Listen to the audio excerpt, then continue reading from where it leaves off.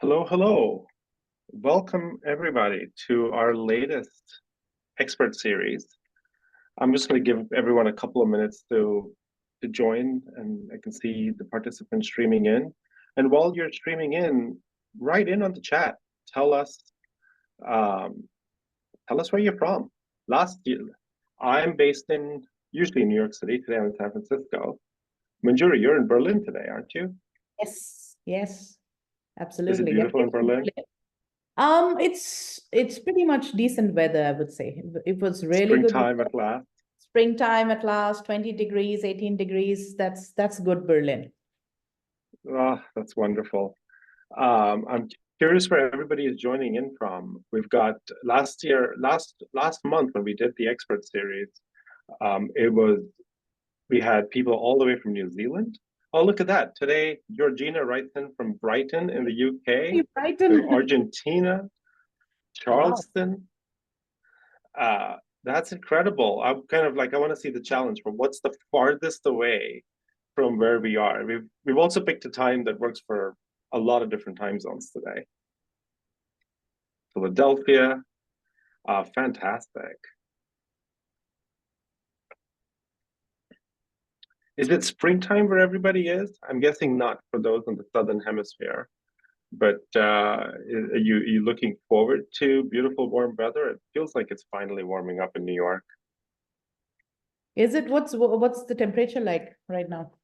We're finally getting into the 70s. We're a Fahrenheit shop, but Yeah, yeah. I'm going to try to convert that in my head for It's the international audiences. It's like 17 degrees to 20 degrees now. not bad, not bad. That's right. And Bill Wright joins from Manhattan. Bill, good to see you again. I am unfortunately not in Manhattan today, but I hope it's lovely. Well, let's get going. I mean, I'm really excited today to have with me Manjuri Sinha, who is one of the most inspiring leaders in talent acquisition. And I think, hand to my heart, is living in the future. She is living in the future that we all hope to live in. We've been very fortunate. Every month we run these incredible series with what I think are visionary talent leaders. Last month we talked about the stack, and today we're going to talk about how should you integrate your talent team, talent acquisition, talent management, DE&I into one integrated team, and learn about how Manjuri did this at OLX and what the pros and cons were and what she learned along the way. It is the future. I think I'm seeing a lot of teams go there. But first, Manjuri, a little bit about you and a little bit about OLX.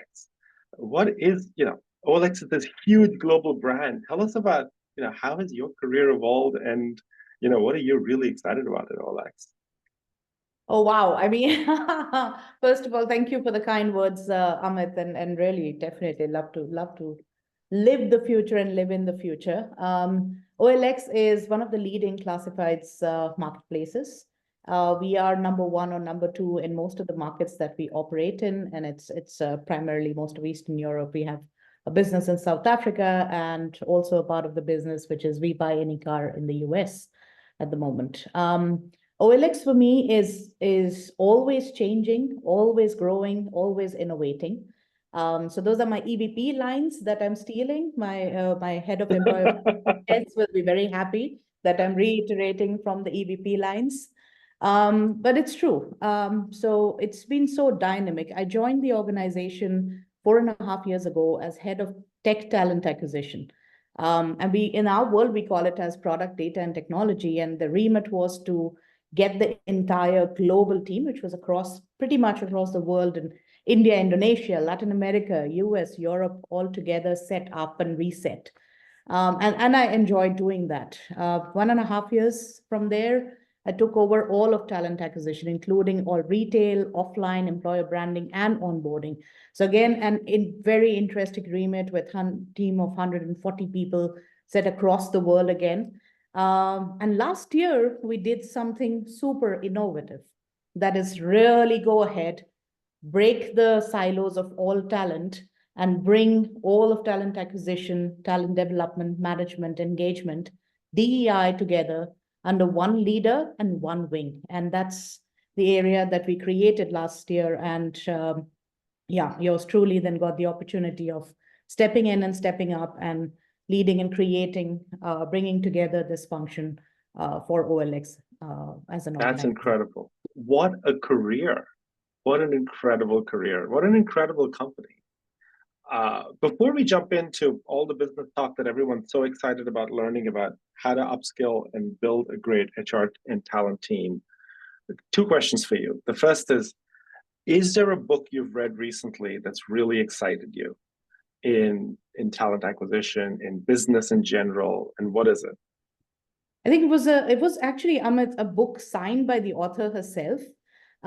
It's in person, so that was a celebrity moment also for me. The book is called Tomorrow Mind by Gabriella Kellerman, and I think you will also recommend it to Yeah, we're going to put it right here on the chat. And it talks about something super relevant. I think all of us have been through the pandemic. We've lived through last 2 years where we've also seen impacts of the Russia-Ukraine war, the recent situation also that is ongoing between Israel and Palestine, and overall the tech winter that most of us in tech organizations have seen, and even going through now. It's not that the layoffs or the impacts have stopped. So it's a world that is giving us seismic shocks almost every day in our organizations, in our daily lives. In these kind of scenarios, how do you ensure that you are change agile rather than you're waiting for stability? And this Tomorrow Mind actually talks about honing skills of anti-fragility, honing skills that make you adaptable to really figure out whatever the situation be, find the silver lining and figure things out. So that positivity is something that this book talks about. And this is definitely something that has impressed me in the last couple of months. I love that phrase, change agile. I love like the idea that, I think, and it's certainly you're very clear, like it has been a tech winter, and it's remarkable how companies like OLX have innovated despite everything that's, not only you think about the tech winter, but you also think about what talent acquisition has gone through these last 4 or 5 years. It's like the unsung heroes of the org. We've had pandemic, we've had come back to the office, we've had distributed workplace, we've had regulatory constraints. Like, my God. So that's a great book. Almost, Ahmed, but I find it bipolar, For example, when pandemic started, initially, a lot of organizations, especially tech, thought, okay, we're not going to do, very good. Let's curtail hiring, et cetera, et cetera. 2 or 3 months into the pandemic, actually, the tech-based businesses, internet-based businesses took off because, yes, people were buying online, ordering online, everything was online. The growth trajectory went like that. So TA teams had a challenge of really going up 60%, 70%, even 150% in headcount, all of a sudden in 6 to 7 months. And we saw that hyper growth, all of us remember that.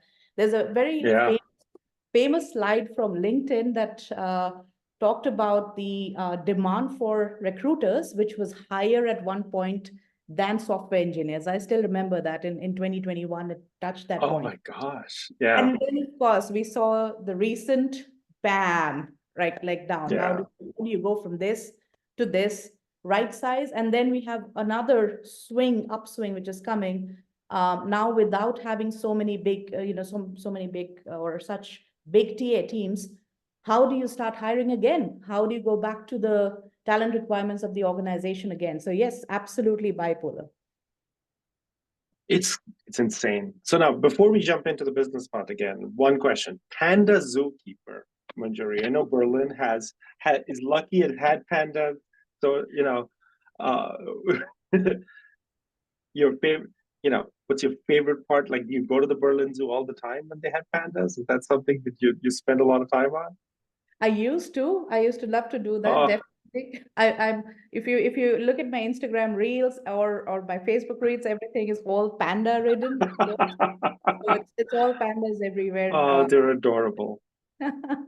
They are totally the cutest. I'm a huge panda fan. Well, folks on the chat, we heard about Manjuri's favorite recent book read. I'd love to hear about your favorite book reads too. Part of these experiences is about us all sharing with each other and learning from each other. So tell us what's changed your mind recently, and let's talk about that in the chat. So Manjuri, let's get to today's topic. which is you decided, and I'm going to stop sharing for a minute, and you decided to build a truly integrated team. What was the lead up to that? Like, what was the problems that you were facing that made you decide, hang on, we've got to do something pretty radical? I think before this, I've seen companies maybe bring onboarding into recruit, to talent acquisition and build. And what was also happening was as DE&I became more and more of a priority, DE&I often got roped into recruiting as well. But to build an integrated talent management and talent acquisition is the future. I'm kind of curious, how did you realize that you had to build that future? It was a couple of things, Amit. Number one, I would give a lot of credit to my ex-CHRO, Shlomit, who's now moved to Miro as CHRO. And one of the things that I really liked about her is the forward-looking approach. And at that point of time, we were right-sizing our organization post a strategic business decision of decoupling from one of our businesses. Now, during that right-sizing, we were, of course, also restructuring how HR team was set up. And in the month of, I remember that year, in the month of February, Jan or February, there was a very interesting podcast from Josh Person talking about systemic HR model. And both of us are big fans of Josh Person. We heard the podcast, shared it with each other, talked a lot about it. When we sat, with looking at the drawing board, when we were looking at how we could restructure our HR team, it just occurred, said, why not? Right? That's the first point. Let's look at the silver lining. We have an opportunity of redoing something. Let's look at how we can redo it. Then we looked at the building blocks on what makes sense. How are things laid out right now? What is connected? What is not connected? What will make sense? How much of work will be needed? What kind of teams can we internally build, etc. So we worked that out and said yes. There was a business context. There was a challenge that the business, as I mentioned, because we were also coming out with a very strategic decision. Like most organizations, also had our share of layoffs and impacts, etc.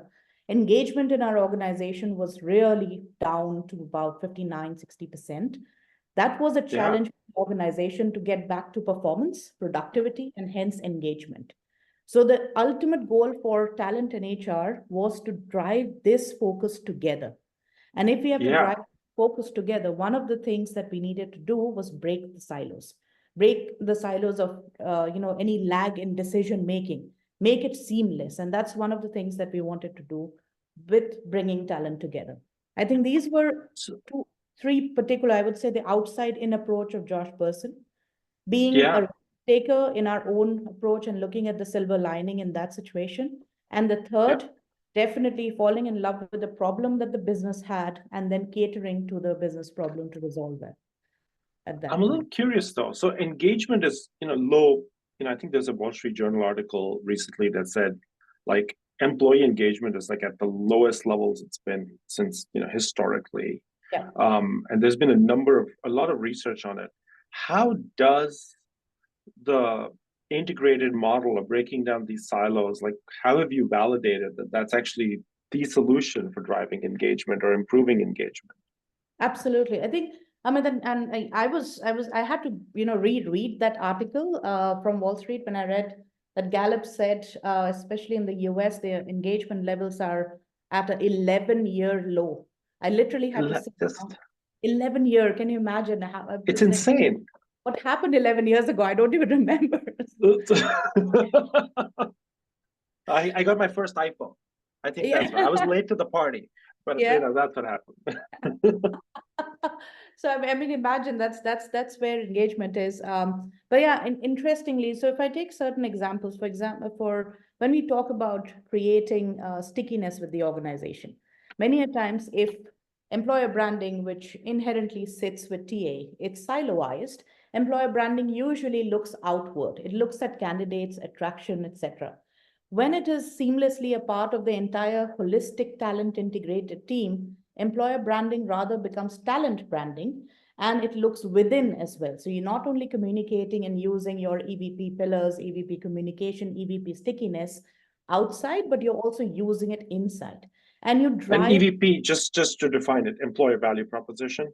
Correct, exactly. Okay. So move from employer branding to talent branding. That's one of the interesting things.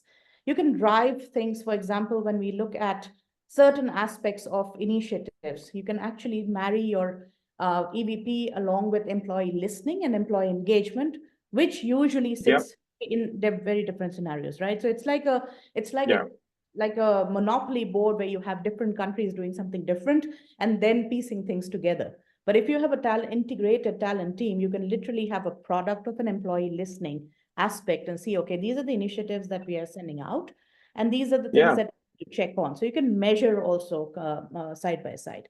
The third thing is looking at the entire cycle itself. You're not That's starting right. that engagement process only when an employee is an employee, which is not independent. You're looking at the holistic experience. You talk about the user journey, look at the candidate journey Yeah. or the employee journey. Look at the candidate experience, the onboarding experience. If you elevate one, two, and then come to the employee experience, that's the third elevation already. So I think this seamless approach is also how you look at the product user journey rather than just looking at that particular same persona, but from different buckets. Those are the advantages And that we got. I'm kind of, so there's a good question in the chat.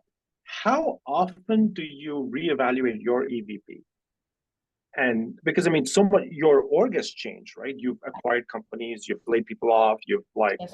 rebuilt your, posts in the last couple of years. So how often do you even just rethink the whole EVP? We, in our organization, I think we did a EVP reset after 4 years. And exactly, yes, Amit, the reason was last year we did a major change for the organization. The previous EVP was set for a very different organization, which was offline plus online in different markets, in different continents, That's etc. right. Here we were looking at a right fit for now and for the future of OLX Europe and South Africa as an organization. So that's where we had to look at our EVP. Second was, as I mentioned, we wanted to look at it not just from the candidate view this time, but also from the internal employee view. That was Yeah. also this time we wanted to move from employer branding to talent branding as such. That was the reason why we did a second reset. I would say, Employer brand to talent brand. I love that. and I would also say that depends on the organization. If your organization like ours is very fast paced, I think it's just advisable to probably add on touches to it every 2 years. If your organization is not as fast paced, then maybe a 4 year approach or 5 year approach can also do. I feel like in these markets, you almost want to do it almost every 2 years. The shorter, the better, because even if your even if your company is more steady, there's just so much happening, right? Yes. There's so much happening geopolitically. There's so much happening economically. There's like our priorities are changing, and we've got to rethink it. What I love about one of the things you talked about, so one is you've sort of rethought about yourself as now a talent success team. And it's very clear that you're almost thinking about the company and the experience as a product.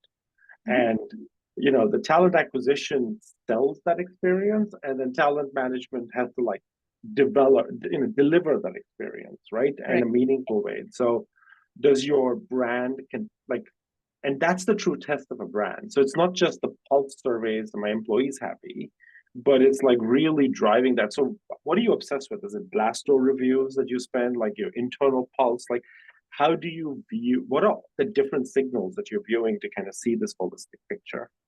I think a lot of our what I love to call this is on my driving dashboard, I would say. So a couple of things that I love to see is yes, the pulse survey results, which is the short surveys that we send across, and what I Yeah, really look for in there is consistency.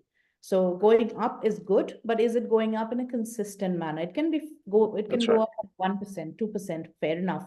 But is it going up? Good. And is it Is it consistent? compounding? Exactly. So that's number one to look Yeah, at. And also using these as listening factors. When we discussed about this EVP point of revising EVP, in a sense, you can always keep on updating it, right? So when you get yeah, the feedback from these pulses, you can always keep on changing your communication, etc., during the that's process. right. The second is also looking at the front part of it. So, for example, when we are looking at how our candidates, how our prospects responding to us. So, for example, the conversion that we have from our career site, or the responses that we have from a sourcing reach outs, what kind That's of right. funnel division do we have, etc. How many people are applying to us and joining us? What is our offer acceptance ratio as such? So these also talk a lot about our EVP strength in the external environment. Internally as well. And Mhm. can I pause you on that? So offer acceptance ratio, something our audience has struggled with a lot because everyone's offer acceptance has gone up this last year. Yes. So how do you then evaluate how much of that is the EVP working and how much of that is just market condition? It's a factor of both, right? I mean, when our offer acceptance goes down, it's a factor of both.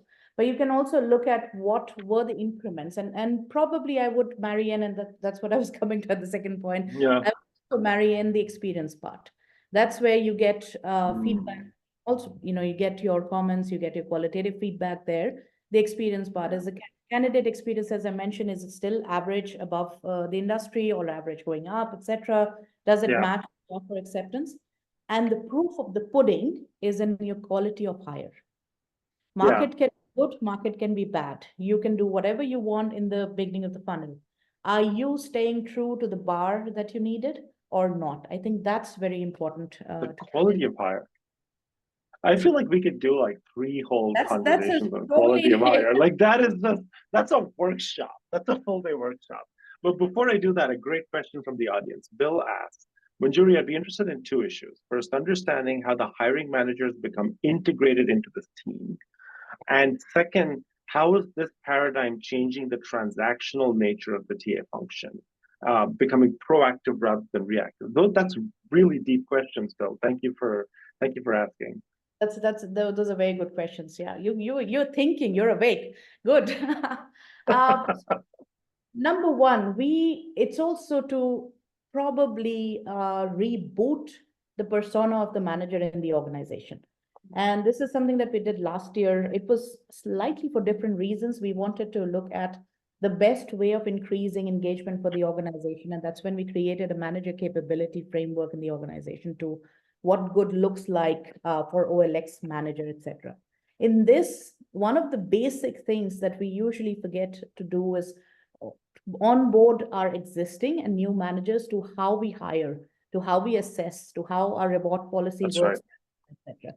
Sounds very basic, but trust me, not even big organizations But can it's so hard to scale. I've been amazed at how few managers get training on how to hire and how intimidating that can be the first time that you hire. Mhm. Exactly. I mean, this is where, Bill, to your question, creating or rebooting that persona of the manager himself, herself, or themselves, and end to end. So you stop just thinking about yourself as a hiring manager. It's a people manager function, and as a part of that, you are looking at a model as a career. So you're looking at the career of your employee or your prospective employee, looking at it as a coach as well, and you are looking at all the parts of the talent life cycle. So this is the initiative.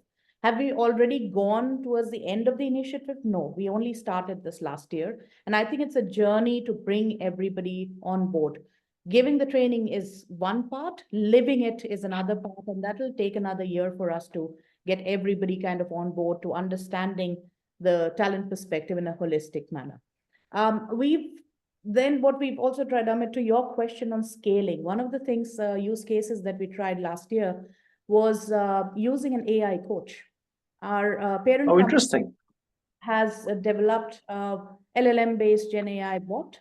And of course, they're using it in very different use cases. And one of the use cases at that point of time, there was a girl called Alexandra in my team heading talent management, and she had an idea of using this particular AI assistant as a coach for managers. And we trialed Wow. it for about 41 managers, trialed it out. Humongous positive response. There were a couple of advantages. Yeah. Number one, no apprehension asking the assistant a question. If you will Yeah. have probably, when you're asking a bot a question, you don't sound stupid, so you can ask anything. Second, it's there at your service any time of the day, so you don't have to wait for Yeah. the HR business partner to be available. And third, yeah, I mean, you can also put a thumbs up, thumbs down, say refine it, give me bullet points, etc. So the format can be very, Yeah, very changed. So we did the pilot, we got good response. We actually rolled it out to all the managers to use. This was another way of making it more scalable for the organization. So today's world is amazing. We can use all these it is small amazing. things to get things rolling. I love that you did the AI coach, but I also love that it was sort of, it came from like this grassroots experimentation by one of your teammates. Yeah. And that, or like, and you've created a talent org where people are not afraid to try things, and that's incredible. Absolutely, absolutely. I mean, I still remember the conversation with Alex. Alex was like, "Hey, have you seen this? I know everybody is trialing it, and I want to use it for the managers. Should we?" It's like, why not? What's stopping us? So I think that why not is Like, definitely needed. Of course, I mean, there's initiatives that you might fail at or it may not work. yeah, But I think these one win, even in 1 or 2 wins in a year, makes it all worth it, and you get learnings out of it. So I love makes to total. have an environment where everybody can try something out. A recent trial also gave way to actually Data People was one of our trials as well, and we are very happy with working with Data People at that point of time. This started as a DEI initiative and looking for an augmented writing tool at that point of time, and that's how our journey started. And recently, we've onboarded MetaView, which is AI note taker for interviews. Again, something that started with an experimentation. We wanted to look at our Yeah, interviewing and hiring workflow and where can we automate, but not that's just right. but with advantages, etc. And we've recently implemented the same as well. So yeah, And always one of open. the things that I love having, you're on our customer advisory board, Manjuri, and like it's so phenomenal to kind of have access to your insights. One of the things that I've been amazed at across all our customer base is there's push to now engage hiring managers more, just like you. So, we're an AI tool as well. And so for us, a large part of it is how do we use our data sets to up level and create micro learnings for hiring managers? Because ultimately recruiting is, a hiring manager might only hire maybe once, twice a year. Right. And the market's changing that once, twice a year. They have forgotten how to do it. And Mm-hmm. the more you can create guardrails. So I love how you're living in the future, but you're like really using all of the tooling and the processes to bring and support your hiring managers. And great hiring manager experience becomes great employee experience because it's just about how they engage with the company. Correct. And I think they owe it to themselves, right, Amit? I mean, it's vice versa. And I loved how you said that. So great hiring manager experience, great people manager experience, and ultimately it translates into the employee engagement, and that translates Yeah, in dollar value, all something that all of us are exactly. chasing at the moment. So that's solving the business problem. Absolutely. And So I want. Oh, I'm like sorry. Go maybe ahead. Amit also picking up what Bill said. He talked about the C-suite accepting of this initiative. Yes, that's major. That's really major. I think when Bill is saying that, it's not just accepting, but backing it and actually from their desk launching it. It's very important for the backing to come from the leadership, the CEO, and the CEO -1 as well there. One of the things that's intrigued me, Manjuri, is so there's a handful of companies now that have adopted this integrated model. Yeah. And almost every one of them is led by a talent acquisition professional. And you're a talent acquisition professional. And it's a surprising, I guess it's not surprising. But what is your theory that it happens to be TA ends up happening to build this integrated model, not talent management or HR or some of the other pieces? Uh, can I be super cheeky and just say, come You can on? be cheeky. We are definitely the best option. Okay, no, let me go to the more politically correct, humble side of things. No, actually, jokes apart, factual side of things. I think we were chit-chatting a bit before we started here, Amit. One of the Yeah, interesting things that even Josh Person has said in one of his podcasts, most of the innovation that has happened in the HR field, the fast innovation, exponential innovation, be it tech, be it processes, be it moving from a process to a product approach, all this has yeah, happened mostly in talent acquisition.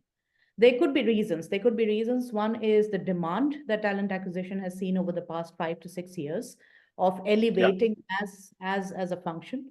Second is the proximity that yes, today it still sits as a cost center, but ultimately you're feeding into the profit of the organization. So you are the closest to the finance, the economics, etc. of the business.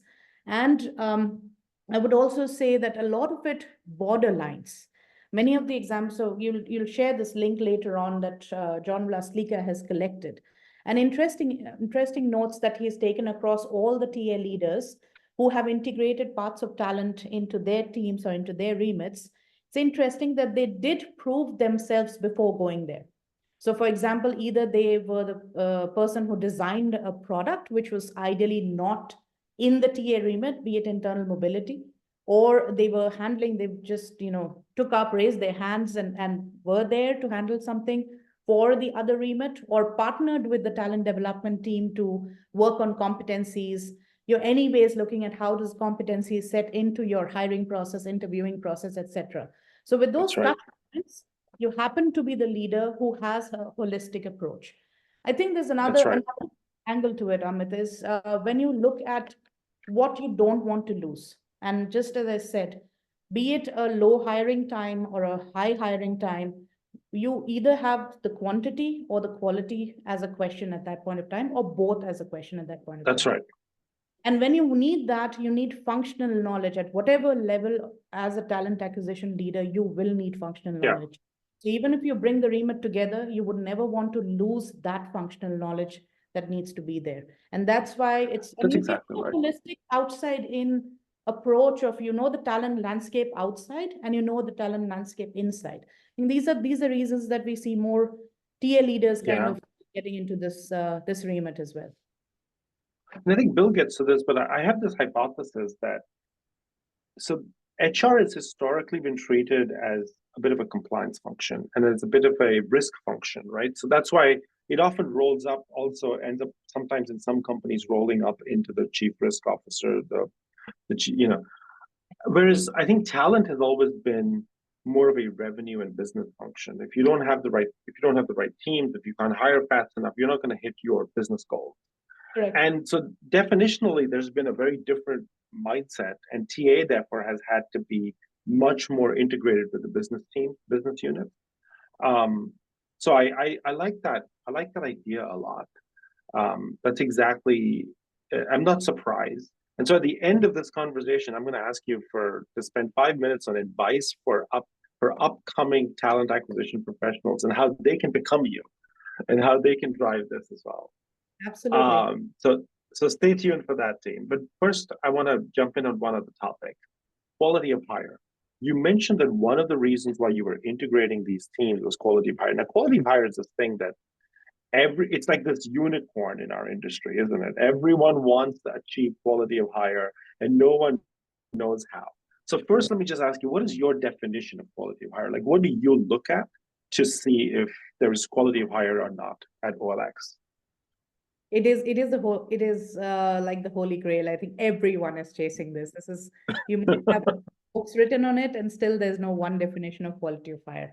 How do and like you asked, Amit, I think it's very important for every organization to answer this for themselves, because it is also slightly dependent on the context and where the organization is and what demographic are you looking at.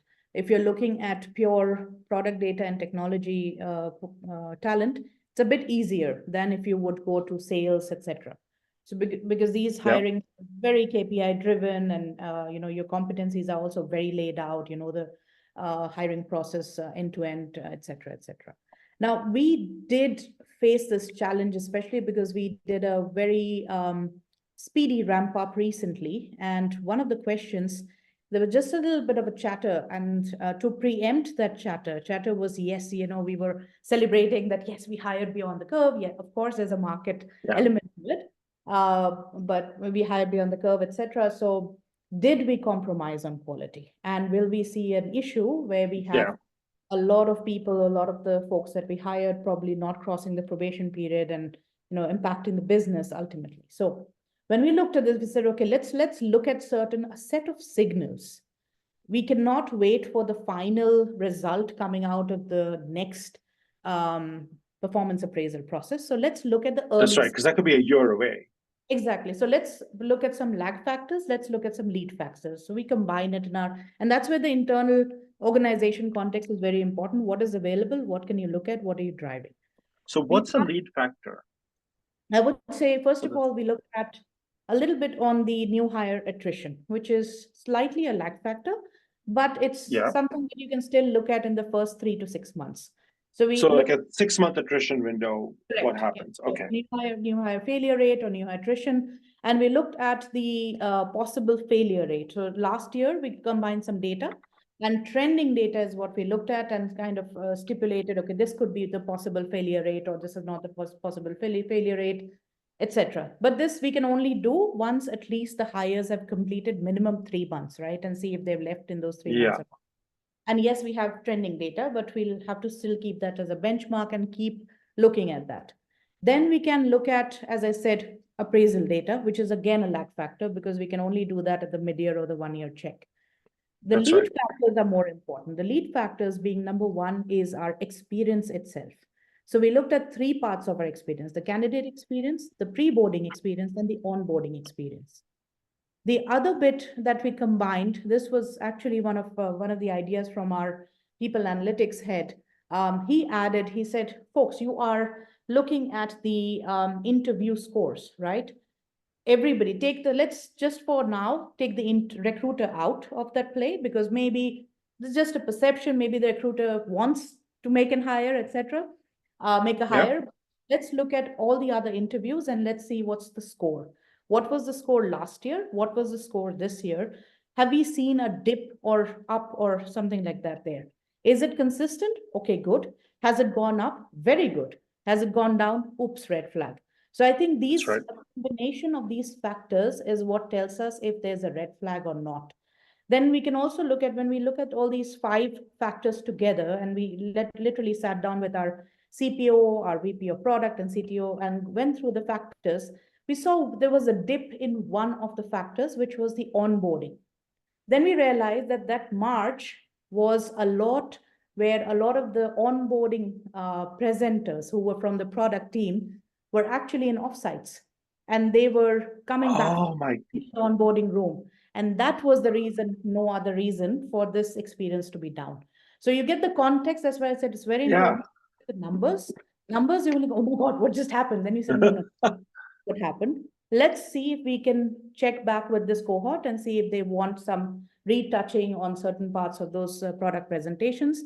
And let's Yeah. monitor for the next month. So at the moment, we are looking at this. The 6th element, which is a very good suggestion from my current head of TA, he's suggesting that we add, and I really like this, we're going to add this incremental part of taking one question to the hiring manager as well as the new hire at that point of time, 3 months after the person joins, and then ask a couple of questions to them on the I quality love and that.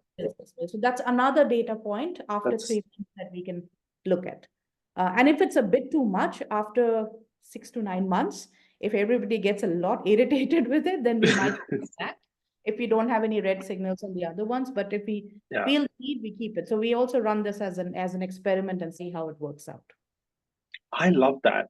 Actually, while you were talking on the chat, Mao Yanagawa was asking very interesting. He's giving their observations and asking very interesting questions. Their observations are that in their organization, they also do a survey of hiring managers, just like you said, where they are polling, are you happy with the hire? And I think that's a perfectly good way to start with a quality of hire approach. Mm-hmm. Now, the challenge is they want to also do that survey at the 3-month mark or the 6-month mark, because right when you hire them, everyone's always happy with the hire, right? Yes.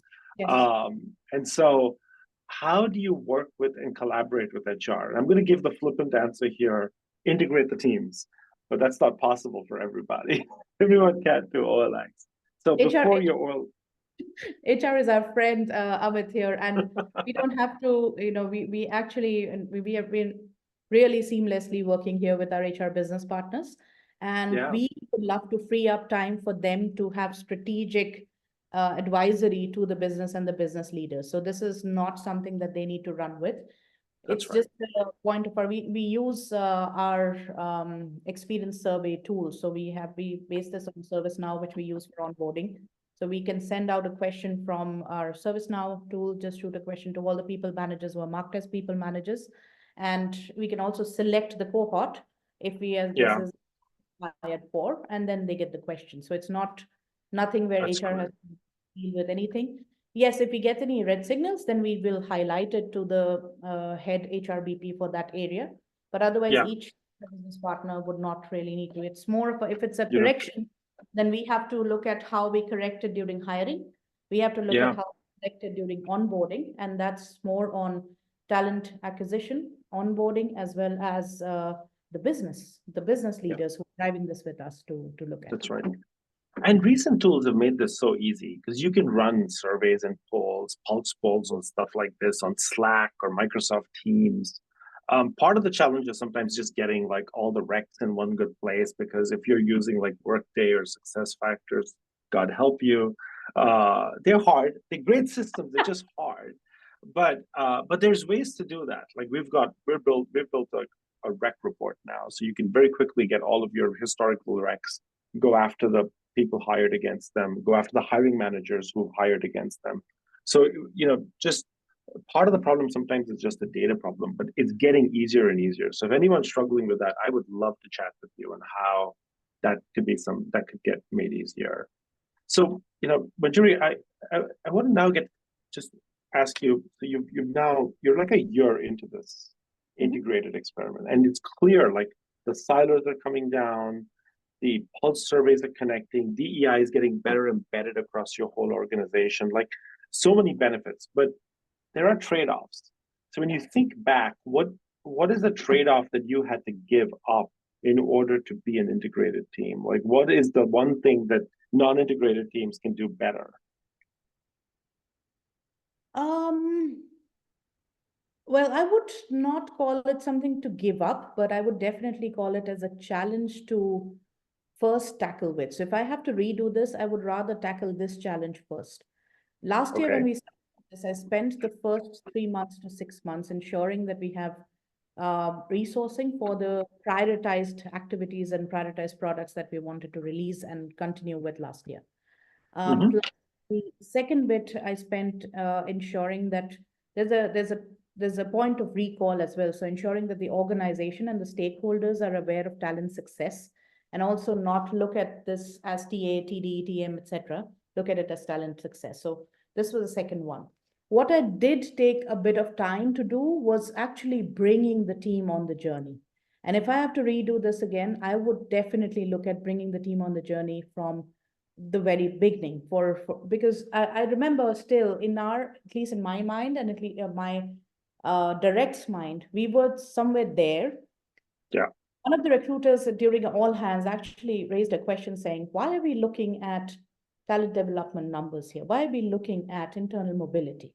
That's when it that's right. struck me for a second that yes, because we haven't really changed anything for them, right? We haven't taken them on the journey.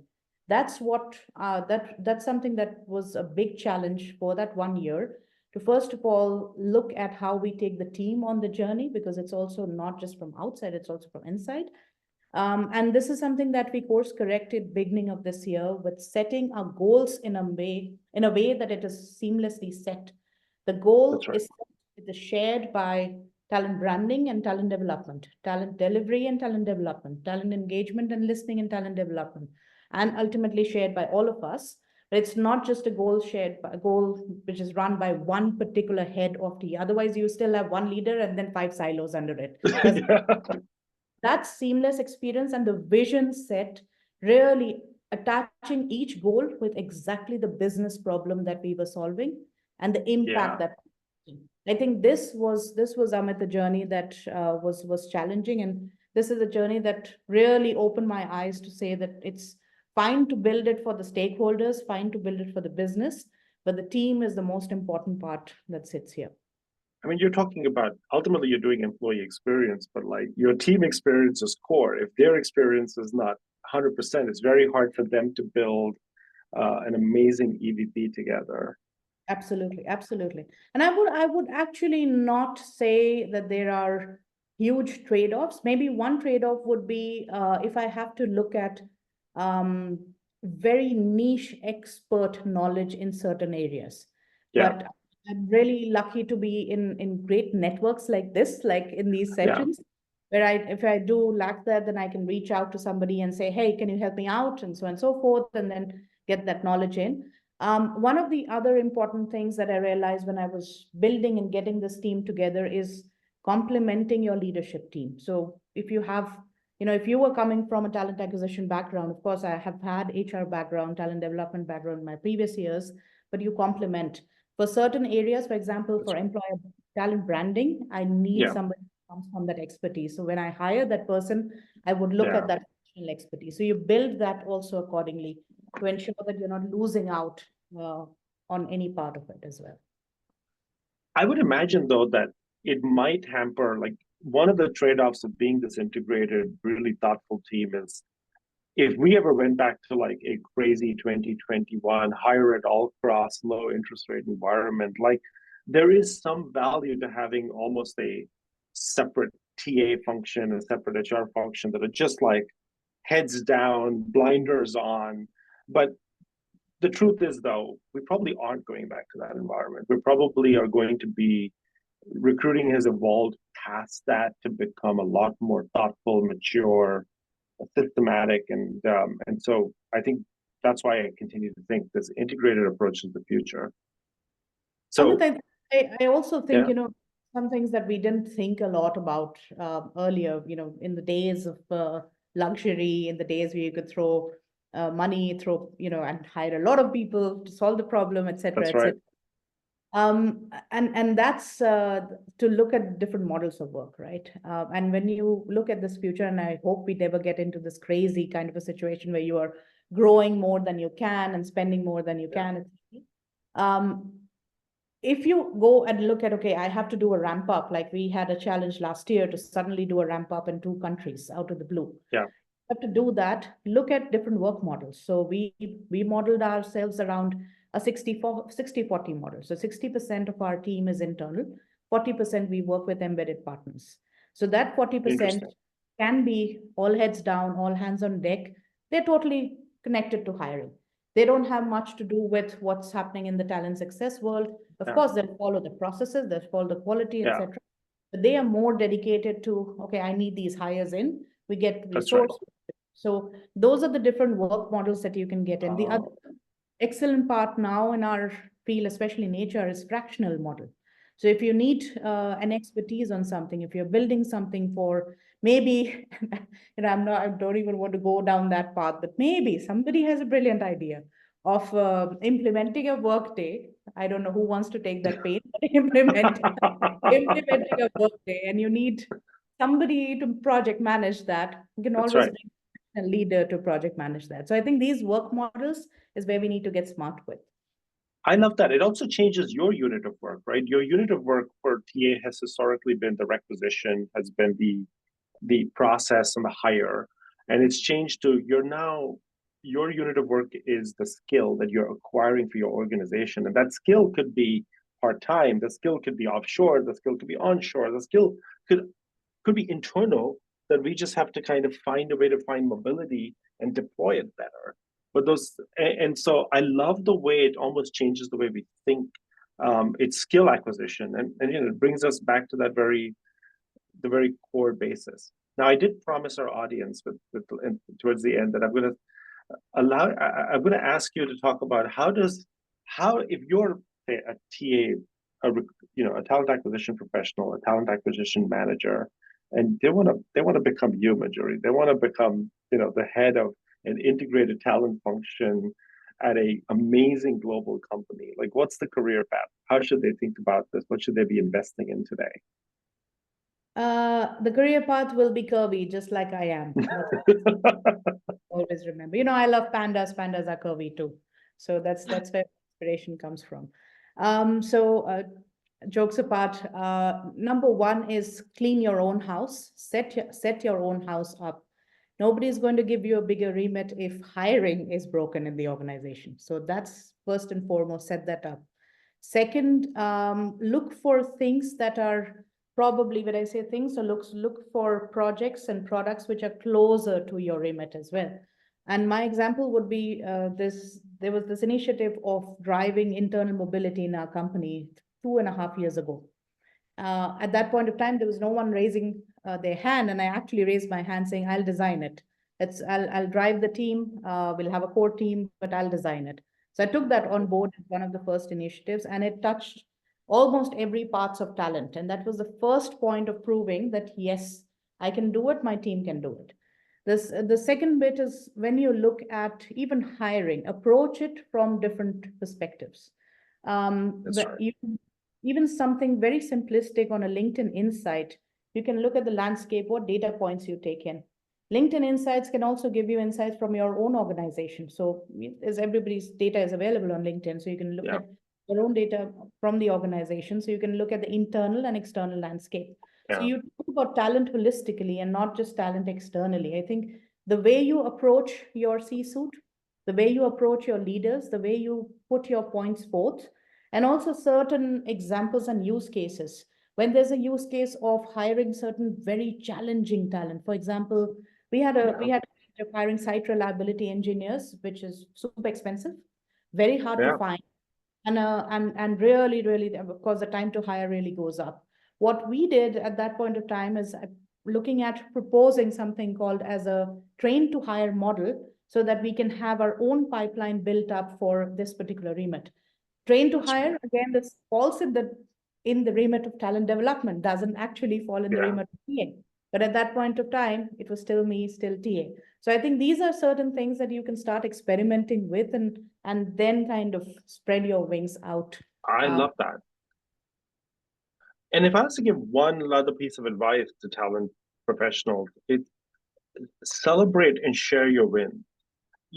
I'm kind of amazed at like how little we as a community still really know best practices and share best practices. And when we talk from one company to the other, it's so like the processes can be so different and can be so fundamental. The whole talent team can be structured differently. I think one of the things you've done a great job of is being a presence on LinkedIn, sharing what's working at OLX, sharing what's yours worked in your career, using that to build an amazing expert community that you can leverage and tap on. And that's, you have to be, we are ultimately people, and we've got to get out there and be with the people. So I encourage you all now, some of the great ideas you shared, I hope to see them on LinkedIn and amplify them with you. And so is Bill. Like, let's all be more vocal as a community because we're doing important work. Absolutely. Absolutely. I love it. Manjuri, thank you so much for your time. I want to, with folks with just 2 minutes left, just want to tell you a little bit about Data People if you aren't familiar. Data People is the compliance and standardization platform for talent acquisition. Whether you're dealing with compliance challenges, employer brand, DE&I, we help you standardize that and drive it efficiently, from writing great jobs to managing and measuring your effectiveness of your talent acquisition programs. One of the good reasons to join is we have incredible customers like Manjuri that you get to network with and communicate with. And I hope you be part of that community one way or the other. Reach out and let us know. We'll send you the recording from today. We will send you invitation to our next set of expert series in June with Dominic from Allianz. And we'll go from there. But thank you so much for joining us, for your amazing questions. And Manjuri, thanks again. I feel I've been at this space for 10 years, but every time I do one of these, I get humbled by how much I don't know. And what you've achieved is truly remarkable. So thank you for doing it. And thank you for sharing it. Thank you, Amit. And thank you for giving this platform to us for sharing this. And yeah, let's do more of this. It's so great to see this. I usually use this with my team saying, it's great to achieve something, but you need to show and tell. That's also a part of it. Show and tell, everyone. That's going to be our mission for this week and this month.